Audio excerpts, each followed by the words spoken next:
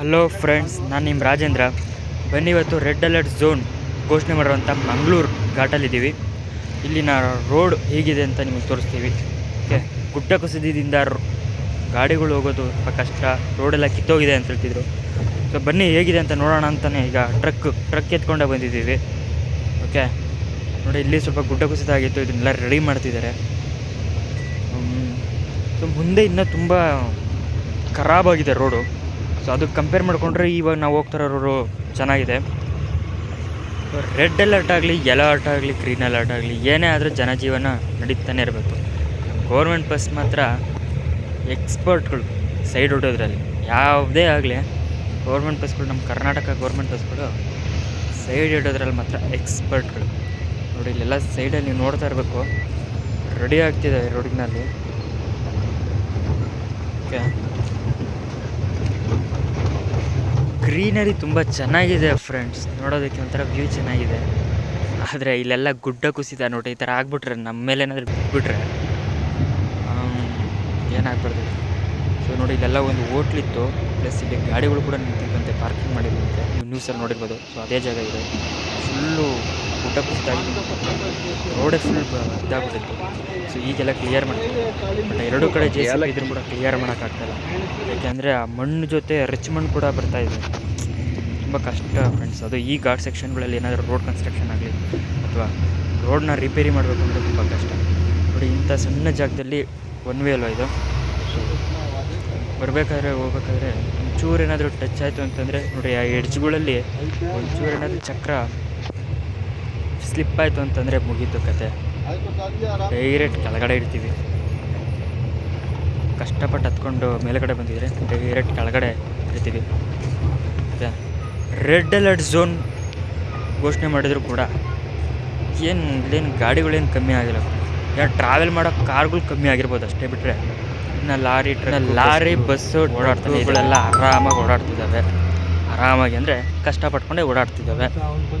Okay, ಹಿಂದೆ ತೋರಿಸಿನ ಬನ್ನಿ. ನೋಡಿ, ಈಗೆಲ್ಲ ರೋಡ್ಗಳು ಹಿಂಗೆ ಇದ್ದಾವೆ, ಖರಾಬಾಗಿ ಕಿತ್ತೋಗಿರೋವು. ಇದು ಬೆಂಗಳೂರಿಂದ ಬರ್ತಾರಂಥ ಗೌರ್ಮೆಂಟ್ ಬಸ್ಗಳೇ.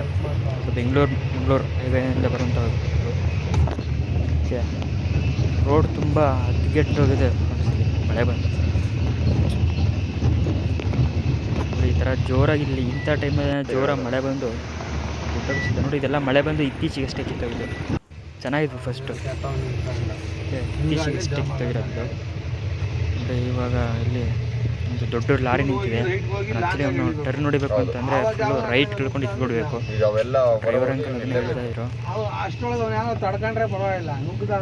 ಈ ಕಾಡಲ್ಲಿ ಒಂಥರ ಏನು ಸಿಗಲ್ಲ, ಯಾರೂ ಹೆಲ್ಪ್ ಮಾಡಲ್ಲ. ನೈಟ್ ಟೈಮಲ್ಲಿ ಏನಾದರೂ ಬಂದರೆ ಹೆಲ್ಪ್ ಮಾಡ್ತಾರೆ ಅಂತಂದರೆ ನಮಗೆ ಪ್ರಾಣಿ ಪಕ್ಷಿಗಳು ದೇವುಗಳು ಮಾಡ್ಬೋದು ಅಷ್ಟೇ. ಕಟ್ಟಗೋದಿಲ್ಲ ಗಾಡಿ ಇಲ್ಲ ಇಲ್ಲಾಂದ್ರೆ ಸೆಂಟರ್ ಅವಾಗಲೇ ಜಾಮ್ ಆಗೋವ. ನೋಡಿ, ನನ್ನ ಮಗ ಅವ್ನು ಯಾವ ನೋಡಿ ಹೇಳಿ ಬಂದೇ ಬಿಟ್ಟ ಕಾರ ನನ್ನ ದೇವರು.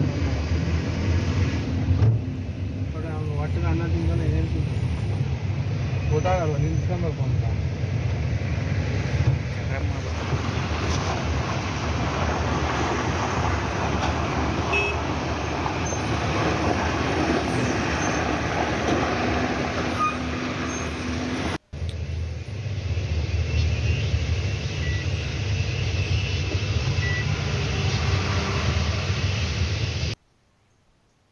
ನೋಡಿ ಫ್ರೆಂಡ್ಸ್, ಇದು ಎಲ್ಲ ಗುಡ್ಡ ಕುಸಿತ ಅಂತ ಹೇಳಿದ್ನಲ್ವ. ಸೊ ಇದೇ ಥರನೇ ಎಲ್ಲ ರೋಡು ಬಿದ್ದುಬಿಟ್ಟಿದ್ದು. ಇದನ್ನೆಲ್ಲ ಒಂಥರ ಕ್ಲೀನ್ ಮಾಡಿರೋದು. ಮಳೆ ಮರಗಳು ಸಮೇತ ನೀರಿಗೆ ಬಿದ್ದಿತ್ತು ಅಂತವು. ನೋಡಿ, ಅಲ್ಲಲ್ಲಿ ಜರಿಗಳು ಅಂತಂದಲ್ಲ. ಸೊ ಇಲ್ಲಿ ನಾವು ಇಳಿದ್ಬಿಟ್ಟು ಇಲ್ಲಿ ಆಟ ಆಡೋದ್ರಿ. ಓಕೆ, ನೋಡಿ, ಇಲ್ಲೆಲ್ಲ ಒಂಥರ ಗುಡ್ಡ ಕುಸಿತ ಆಗಿ ಮಣ್ಣು ನೀದ ಬಂದ್ಬಿಟ್ಟಿತ್ತು. ಕ್ಲೀನ್ ಮಾಡೋಕ್ಕೆ ಕೂಡ ಆಗ್ತಾಯಿರಲಿಲ್ಲ ಪಾಪ ಅವ್ರಿಗೂ. ಅದರಲ್ಲಿ ಟ್ರಕ್ಕುಗಳು ಕೂಡ ಹೋಗೋಕ್ಕಾಗಲ್ಲ, ಯಾಕೆಂದರೆ ಸಿಕ್ಕಾಕೊಂಡ್ರೆ ಮತ್ತೆ ಅದೊಂದು ದೊಡ್ಡ ತಲೆನೋವು. ನೋಡಿ, ಇಲ್ಲೇ ಟೀ ಕುಡಿದು ಒಂಚೂರು ಮುದ್ದೆ ಇದು ಅಂಗಡಿ ಇತ್ತು, ನಾನು ಚಾಲ